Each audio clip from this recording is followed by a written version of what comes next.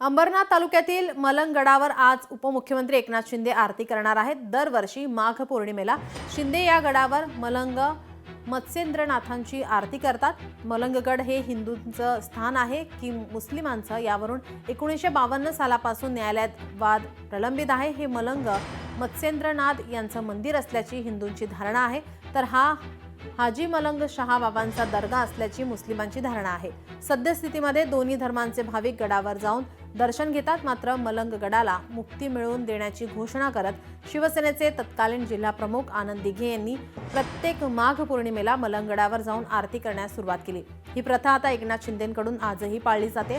दरम्यान राम मंदिराचा 500 वर्षांचा प्रश्न सुटला तसा मलंगगडाचाही प्रश्न सुटेल असा विश्वास कल्याण ग्रामीणचे शिवसेनेचे आमदार राजेश मोरे यांनी व्यक्त केला आहे।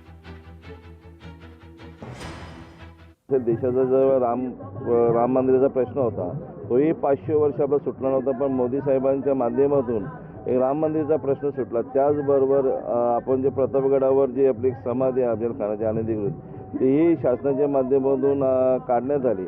आणि आताच या महिनाभरापूर्वी कल्याण कोर्टाने आपला दुर्गाडी जो मंदिर आहे तो हिंदूंचंच मंदिर असंही जाहीर केलं। आता राहिलं ते शेवटचा मलंग मुक्तिगड, आता तोही लवकर होईल। लोकशाही मराठी ऐका, पहा, जागरूक रहा।